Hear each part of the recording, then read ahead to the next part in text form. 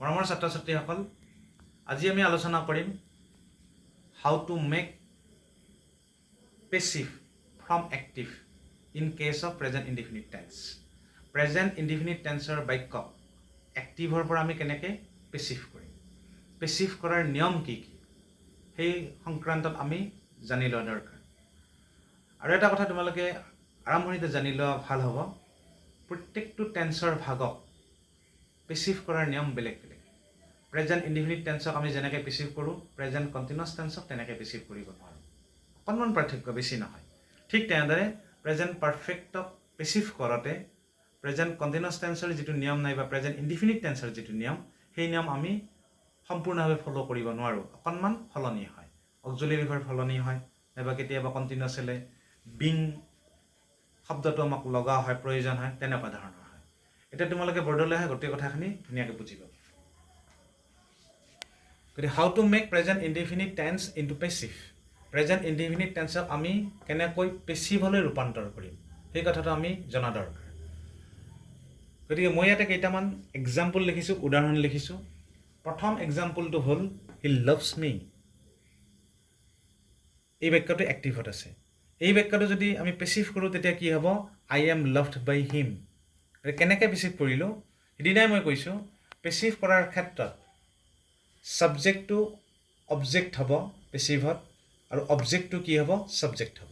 ইয়াতো সেই নিয়মটোৱে মই ফ'ল' কৰিছোঁ। মিৰ সলনি কি লিখিছোঁ? আই। মিৰ সলনি আমি সদায় কিন্তু আই লিখিব লাগিব। গতিকে আই যিহেতু লিখিছোঁ, অক্সিলিয়াৰী ভাৰ্ব আমাক কি লাগিব? এম, যিহেতু বাক্যটো প্ৰেজেণ্ট ইনডিফিনিট টেন্সত আছে।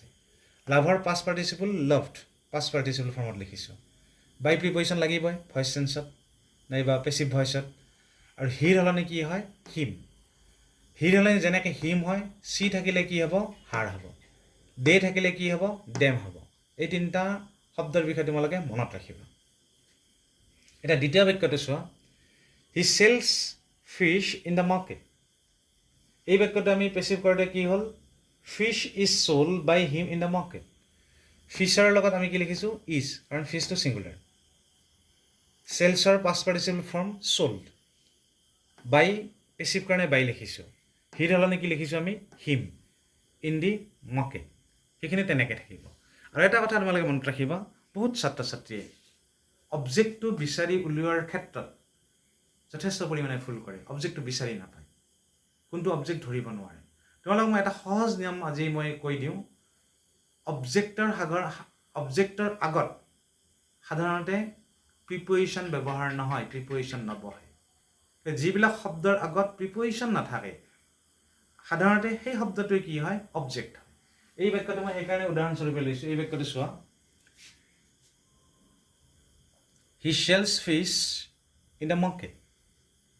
বহুতে ডি মাৰ্কেটটো অবজেক্ট বুলি ভাবে, কিন্তু ডি মাৰ্কেটটো কি হ'ব নোৱাৰে? অবজেক্ট হ'ব নোৱাৰে, কাৰণ তাৰে আগত কি আছে? ইন, প্ৰিপজিশ্যন আছে।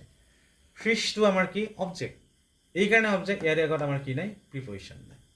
তেনেকুৱাকৈ তোমালোকে অবজেক্টবিলাক বিচাৰি উলিয়াবা, তেতিয়াহ'লে তোমালোকৰ সহজ হ'ব। আৰু যদি অবজেক্টটো তোমালোকে শুদ্ধকৈ বিচাৰি উলিয়াব নোৱাৰা, তেতিয়াহ'লে তোমালোকে বাক্যটো পেছিভ কৰিব নোৱাৰিবা। আৰু যদি কিবা কাৰণত পেছিভো কৰা, কিছুমানে জোৰ জবৰদস্তি পেছিভ কৰি দিয়ে ভুল এটা অবজেক্টেৰে, তেতিয়া সেই পেছিভৰ বাক্যটোত কোনো অৰ্থ প্ৰকাশ নাপায়। সেইকাৰণে তোমালোকে সদায় সাৱধান হ'বা এইটো ক্ষেত্ৰত। 3 নম্বৰ বাক্যটো হ'ল মাই ব্ৰাদাৰ লাইকছ মেংগোজ। ইয়াতে মেংগো লিখিব পাৰোঁ, কিন্তু মই মেংগোজ প্লুৰেল লিখিছোঁ। কাৰণটো পিছত গম পাবা। মোৰ ভাইটিয়ে আম ভাল পায় নাইবা আম খাই ভাল পায়। ইয়াত পেছিভ কৰোঁতে কি হ'ল? Mangoes are liked by my brother. গতিকে মেংগোজটো প্লুৰেলত আছে, সেইকাৰণে আৰ হৈছে। লাইক পাষ্ট পাৰ্টিচিপল ফৰ্মত লিখিছোঁ আমি, ইয়াতে লাইকছ আছিল। পেছিভ কাৰণে বাই হৈছে। মাই ব্ৰাদাৰ ছাবজেক্ট আছিল, ইয়াতে অবজেক্ট হৈছে। আৰু মেংগোজটো মই এইকাৰণে লিখিছোঁ, প্ৰেজেণ্ট ইনডিফিনিট টেন্সৰ বাক্যক যদি আমি পেছিভ কৰোঁ, তেতিয়াহ'লে 3টা অক্সিলিয়াৰী ভাৰ্ব ব্যৱহাৰ হয়। Number 1 am, number 2 is, number 3 are. সেইকাৰণে মেংগোজ লিখিছোঁ। মেংগোজৰ লগত কি হয়? প্লুৰেল কাৰণে আৰ হয়। দে থাকিলেও কি হ'ব? আৰ হ'ব। উই থাকিলেও কি হ'ব? আৰ হ'ব। গতিকে এই অক্সিলিয়াৰী ভাৰ্ববিলাক ব্যৱহাৰ কৰাৰ ক্ষেত্ৰত এইটো ছাবজেক্টৰ ওপৰত ডিপেণ্ড কৰিব, নাম্বাৰৰ ওপৰত ডিপেণ্ড কৰিব, ছিংগুলাৰ প্লুৰেলৰ ওপৰত ডিপেণ্ড কৰিব নাইবা নিৰ্ভৰ কৰিব। সেই কথাখিনি তোমালোকে মন দিবা আৰু মনত ৰাখিবা। এতিয়া এইটো সকলোতকৈ ইম্পৰ্টেণ্ট বাক্য। ইম্পৰ্টেণ্ট বাক্য এইকাৰণে কৈছোঁ, এই বাক্যটো কিহত আছে? ইণ্টাৰগেটিভ চেণ্টেন্সত আছে। বাক্যটো ইণ্টাৰগেটিভ। আৰু ইণ্টাৰগেটিভৰ বাক্যবিলাকক ছাত্ৰ ছাত্ৰীবিলাকে পেচিভ কৰাতে যথেষ্ট পৰিমাণে ভুল কৰে। ভুল কৰাৰ কাৰণটো কি? এক্টিভত যিটো বাক্যত অক্সিলাৰী ভাৰ্ব থাকে নাইবা যিটো অক্সিলাৰী ভাৰ্ব থাকে, পেচিভত সেই অক্সিলাৰী ভাৰ্বটো ব্যৱহাৰ নহ'বও পাৰে, অক্সিলাৰী ভাৰ্বটো সলনি হৈ যাব পাৰে। আৰু এক্টিভত আমাৰ যিটো বাক্য থাকিব তাত অক্সিলাৰী ভাৰ্ব থাকিবই, কাৰণ without taking help of auxiliary verb we can write interrogative sentence. Auxiliary ভাৰ্বৰ সহায় নোলোৱাকৈ আমি কেতিয়াও এটা ইণ্টাৰগেটিভ চেণ্টেন্স লিখিব নোৱাৰোঁ, সেইকাৰণে অক্সিলাৰী ভাৰ্ব থাকিবই। গতিকে আৰু পেচিভ যেতিয়া কৰিম, পেচিভতো বাক্যটো কিন্তু কি হৈ থাকিব? ইণ্টাৰগেটিভ হৈ থাকিব। গতিকে আল্টিমেটলি আমাক পেচিভতো কি লাগিব? অক্সিলাৰী ভাৰ্বটো লাগিব। কিন্তু সেই অক্সিলাৰী ভাৰ্বটো বাক্যৰ আৰম্ভণিত লিখিব লাগিব, কাৰণটো কি? যিহেতু বাক্যটো ইণ্টাৰগেটিভ হ'ব। এতিয়া বাক্যটো তোমালোকে বুজি লোৱা, গম পাবা। Does everybody see it? ডাজটো আমাৰ অক্সিলাৰী ভাৰ্ব। যিহেতু বাক্যটো ইণ্টাৰগেটিভ, আৰম্ভণিত আমি ডাজ লিখিছোঁ। ডাজ কিহৰ কাৰণে লিখিছোঁ? Everybody third person singular number. ছাবজেক্টটো যদি থাৰ্ড পাৰ্চন ছিংগুলাৰ নাম্বাৰ হয় তেতিয়া আমি ডাজৰ সহায় ল'ব লগা হয়। প্লুৰেল নাম্বাৰ থাকিলে ডুৰ সহায় ল'ব লাগিব। চিটো মেইন ভাৰ্ব, ইটটো আমাৰ কি? অবজেক্ট। এতিয়া এই বাক্যটোক চোৱা, আমি পেচিভ কৰিছোঁ চোৱা। পেচিভ কৰোঁতে তোমালোকৰ তৎক্ষণাত এইটোৰ ওপৰতে সন্দেহ হ'ব, ইজ কেনেকৈ আহিল? আমি পেচিভ কৰোঁতে এই ডাজৰ কথা ভাবিব নালাগে, বাক্যটো যে ইণ্টাৰগেটিভ সেইটো কথা ভাবিব লাগে, আৰু ছাবজেক্ট আৰু অবজেক্টৰ ওপৰতহে আমি গুৰুত্ব দিব লাগে। এতিয়া এই অবজেক্টটো ইণ্টাৰগেটিভ কৰাতেও আমাৰ কি হ'ব? ইণ্টাৰগেটিভ বাক্য পেচিভ কৰাতেও আমি এই অবজেক্টটোক ছাবজেক্ট কৰিব লাগিব। ছাবজেক্ট কৰা মানে কি? এই অবজেক্টটো আমি আগত আনিব লাগিব, আগত আনিলোঁ। এতিয়া ইণ্টাৰগেটিভ হ'ব লাগিব, বাক্যটো ইণ্টাৰগেটিভ হ'ব লাগিব। যদি ইণ্টাৰগেটিভ হ'ব লগা হয়, ইয়াৰে আগত অক্সিলাৰী ভাৰ্ব বহিব। কেনেকুৱা অক্সিলাৰী ভাৰ্ব আমি বহাম? এই ছাবজেক্টটোৰ লগত, ইচ ছাবজেক্টৰ লগত যি অক্সিলাৰী ভাৰ্ব ব্যৱহাৰ হয় তেনেকুৱা অক্সিলাৰী ভাৰ্ব আমি ব্যৱহাৰ কৰিব লাগিব। ইট ইজ হয়, গতিকে যদি ইণ্টাৰগেটিভ হয়, ইটৰ লগত আমাক কি লাগিব? ইজ লাগিব। কিবা কাৰণত যদি এইটো দে থাকে তেতিয়াহ'লে এইটো আৰ হ'ব। কিবা কাৰণত যদি এইটো আই থাকে, এইটো এম হ'ব। গতিকে এই অবজেক্টটো চালে হ'ল। ইট থকাৰ কাৰণে ইজ, গতিকে ইজ ইট চিন, ভাৰ্বটো আমি পাষ্ট পাৰ্টিচিপল কৰিছোঁ। পেচিভ কাৰণে বাই হৈছে, এভৰিবডি ছাবজেক্ট আছিল, অবজেক্ট হৈ গ'ল। গতিকে এই নিয়মটো তোমালোকে ধুনীয়াকৈ মনত ৰাখিবা। এক্টিভৰ যিটো অক্সিলাৰী ভাৰ্ব, সেই অক্সিলাৰী ভাৰ্বটো পেচিভত ব্যৱহাৰ নহ'ব পাৰে। তোমালোকে খালি ছাবজেক্টটো চাবা, সেই ছাবজেক্টটোৰ লগত সেই টেন্সত কি অক্সিলাৰী ভাৰ্ব ব্যৱহাৰ হয় সেইটো তোমালোকে মনত ৰাখিবা, অট'মেটিক তোমালোকে পাৰিবা। বাকী এক্টিভটো ইমান চাই থাকিব লগা নাই, এক্টিভৰ মেইনলি অক্সিলাৰী ভাৰ্বটো ইমান চাই থাকিব লগা নাইবা গুৰুত্ব দিব লগা নাই। এতিয়া চোৱা, মই ইয়াতে এখন চাৰ্ট নাইবা তালিকা এখন লিখিছোঁ। এই চাৰ্ট নাইবা তালিকাখন বহুত important, not only in case of simple present tense নাইবা প্ৰেজেণ্ট ইনডিফিনিট টেন্স। প্ৰত্যেকটা টেন্সৰ বাক্যক যদি আমি পেচিভ কৰিব লগা হয়, তেতিয়াহ'লে এই চাৰ্টখনে তোমালোকক যথেষ্ট পৰিমাণ সহায় কৰিব। আৰু এই চাৰ্টখন এনেকুৱাকৈ সহায় কৰিব, পাষ্ট পাৰফেক্ট টেন্সৰ বাক্যক যদি পেচিভ কৰিব লগা হয়, ইয়াতে পাবা কি ব্যৱহাৰ হ'ব। প্ৰেজেণ্ট কণ্টিনিউৱাছ টেন্সৰ বাক্যক যদি পেচিভ কৰিব লগা হয়, কি অক্সিলাৰী ভাৰ্ব ব্যৱহাৰ হ'ব, এই লিষ্টখনতে আছে। এতিয়া এই তালিকাখন তোমালোকে ধুনীয়াকৈ বুজি ল'বা। আৰু তোমালোকে ইতিমধ্যে টেন্স ধুনীয়াকৈ বুজি পাইছা, গতিকে তোমালোকে গমেই পোৱা প্ৰেজেণ্ট কণ্টিনিউৱাছ টেন্সত কি অক্সিলাৰী ভাৰ্ব ব্যৱহাৰ হয়, প্ৰেজেণ্ট পাৰফেক্টত কি অক্সিলাৰী ভাৰ্ব ব্যৱহাৰ হয়, পাষ্ট কণ্টিনিউৱাছ টেন্সত কি অক্সিলাৰী ভাৰ্ব ব্যৱহাৰ হয়। যি কি নহওক, এতিয়া তালিকাখনলৈ আমি আহোঁ। ইয়াত মই 4টা ভাগ লিখিছোঁ। প্ৰথম টেন্স, টেন্সৰ পিছত প্ৰেজেণ্ট লিখিছোঁ, প্ৰেজেণ্টৰ পিছত পাষ্ট লিখিছোঁ, তাৰপিছত আমি কি লিখিছোঁ? ফিউচাৰ লিখিছোঁ। ডেট মিনছ টেন্সৰ 3টা ভাগ আছে, প্ৰেজেণ্ট, পাষ্ট আৰু ফিউচাৰ। ঠিক তেনেদৰে প্ৰত্যেকটা টেন্সৰো 4টাকৈ ভাগ থাকে, কিন্তু আমি 3টা লিখিছোঁ। 3টা লিখাৰ কাৰণ কি? পাৰফেক্ট কণ্টিনিউৱাছ টেন্সক পেচিভ কৰিব নোৱাৰি, গতিকে লিখাৰ কোনো প্ৰয়োজন নাই। প্ৰথম লিখিছোঁ ইনডিফিনিট, দ্বিতীয় লিখিছোঁ কণ্টিনিউৱাছ, তৃতীয় লিখিছোঁ পাৰফেক্ট।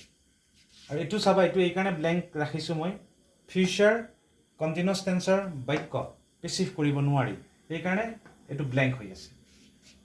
এতিয়া বুজি লোৱা,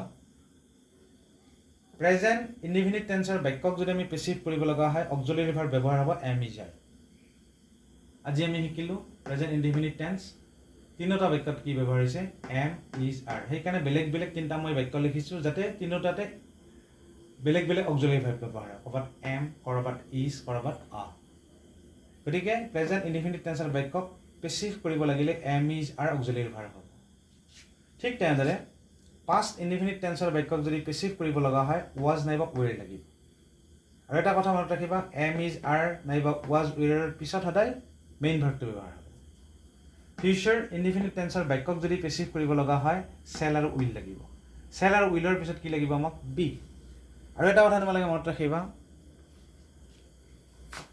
কেতিয়াবা আমি নাইবা বহু ক্ষেত্ৰত পেচিভৰ সহায় নোলোৱাকৈ আমি অৰ্থ প্ৰকাশ কৰিব নোৱাৰোঁ এই বাক্যটোৰ কাৰণে মই কৈছোঁ যে তোমালোকৰ স্কুল মাজে মাজে বন্ধ দিয়ে নাইবা কলেজবিলাক বন্ধ দিয়ে তেতিয়া ন'টিছ বৰ্ডত ন'টিছ এখন মাৰি দিয়ে তাতে এটা বাক্য লিখে the college will be remain closed from 1st January ultimately এইটো পেচিভ ফৰ্মত আছে উইলৰ পিছত কি লিখিছোঁ বি ৰিমেইনটো প্ৰেজেণ্টত আছে প্ৰেজেণ্ট ভাৰ্ব তাৰপিছত ক্ল'জটো আমি কি কৰি দিছোঁ পাষ্ট পাৰ্টিচিপল কৰি দিছোঁ গতিকে এনেকুৱা অৰ্থ প্ৰকাশ কৰিবলৈ বোলে কলেজ 1 জুনৰ পৰা বন্ধ থাকিব আমি পেচিভতে প্ৰকাশ কৰিব লাগিব আৰু ধুনীয়া পেচিভত প্ৰকাশ কৰিলে আচল অৰ্থটো ধুনীয়াকৈ প্ৰকাশ পায় গতিকে এইটো তোমালোকে মনত ৰাখিবা ফিউচাৰ ইনডিফিনিট টেন্সৰ ক্ষেত্ৰত চেল আৰু উইল ব্যৱহাৰ হয় তাৰপিছত বি এতিয়া চোৱা প্ৰেজেণ্ট কণ্টিনিউৱাছ টেন্সৰ বাক্যক যদি আমি পেচিভ কৰিব লগা হয় অক্সিলাৰী ভাৰ্ব লাগিব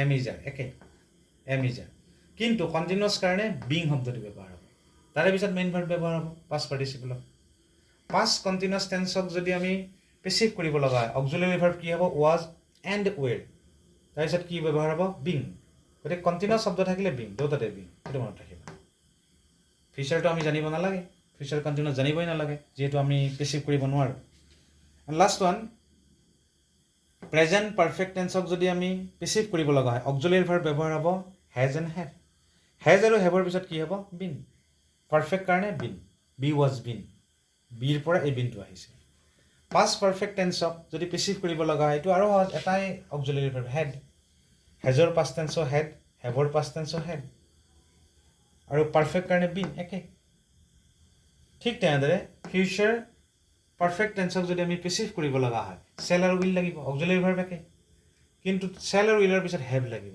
হেভৰ পিছত যিহেতু পাৰফেক্ট এই বিন লাগিব বিন পাৰফেক্ট মানে বিন তিনিটাতে লাগিব মোৰ বিশ্বাস তোমালোকে ধুনীয়াকৈ পেচিভ কেনেকৈ কৰিব লাগে প্ৰেজেণ্ট ইনডিফিনিট টেন্সক বুজি পাইছা আৰু তোমালোকে মনোযোগ দি পুনৰ চাবা ইউটিউব চেনেলতো তোমালোকে 2-3 বাৰ ধুনীয়াকৈ চাব পাৰিবা আৰু তাৰ উপৰিও যদি তোমালোকৰ কিবা সন্দেহ থাকে কিবা যদি ডাউট থাকে তেতিয়া মোৰ লগত কণ্টেক্ট কৰিবা ইউটিউব চেনেলতো তোমালোকে তাত মেছেজ দিব পাৰা হোৱাটছআপতো তোমালোকে কণ্টেক্ট কৰিব পাৰা গতিকে আজি আৰু বেছি দীঘলীয়া নকৰোঁ নেক্সট টাইম আমি প্ৰেজেণ্ট কণ্টিনিউৱাছ আৰু পাৰিলে প্ৰেজেণ্ট পাৰফেক্ট একেলগে আমি সামৰি ল'বলৈ চেষ্টা কৰিম গতিকে সকলোকে ধন্যবাদ জনাই মই ইয়াতে সামৰণি মাৰিছোঁ